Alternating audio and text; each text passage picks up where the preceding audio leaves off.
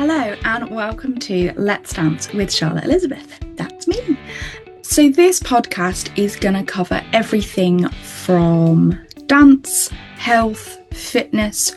I will include how to prepare for your first dance for your wedding or using that kind of scenario for special occasions. There will be planning hen parties and ideas for planning hen parties, but the main focus of this podcast is dance. I am the owner of Feel the Beats UK, and I'm going to get you all moving. So let's get on with the show. Hello and welcome back. So today's episode, I was going to talk about my experience with dyslexia. I've not been formally diagnosed, but when I was doing my teacher training, I was starting the process and they were saying that I was borderline dyslexic, dyspraxic, and dyscalculus. So that means memory, coordination, patterns, numbers, words, which is quite ironic as a dance teacher because the one thing that I'm really good at is memory, coordination, counts. So it's quite an ironic one, and that was going to be today's topic. However, I have put my big girl pants on and finally put an offer out. So the dyslexia topic is going to be next week instead. So there comes a point in your business or your life, when you have to stop talking about the things you want to do and you have to start doing. So as much as this transition, realignment, I've been saying I don't want to rush, I'm playing, I'm having fun with it, I was also internally screaming at myself that I couldn't just make a decision. I don't know if I was waiting for some sort of, oh my God, I need this, or what, but I was faffing. I was procrastinating. I wasn't actually playing with anything. I was talking about it and trying to give myself an excuse for not having any website, any offers, not really having to post on social media because I don't know what I'm doing. When in actual fact, I will play by doing. So next Thursday, so this episode has obviously gone out today, Friday. So next Thursday, the 14th of May at 7 p.m. GMT. The reason I say the time zones, I have a semi-international audience. So it's always handy to put that time zone.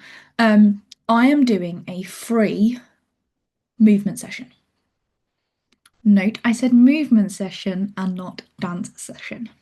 So this movement session is kind of what it says it is. We're just going to move in whatever way feels good for you. I'm going to guide you through some things. It's not a routine. It's certainly not choreographed. It's going to be whatever comes to me in that moment. It might be a simple stretch. There may end up being a combination, but I'm not expecting you to get it. I'm not expecting it to be right or wrong. There is no perfectionism. There's no performance. It is purely move, respond to my guidance, respond to the music. If just swaying on the spot, listening to the music is enough for you, then great. This is for those of you who are stuck in your head, myself included. You put everyone else before you. You don't give yourself time to just be. This is your time. It's 30 to 40 minutes. It's not long, but it's just a taster. Let's see how we go. See what people think with it not being a dance session. It not being, this is what I'm going to do.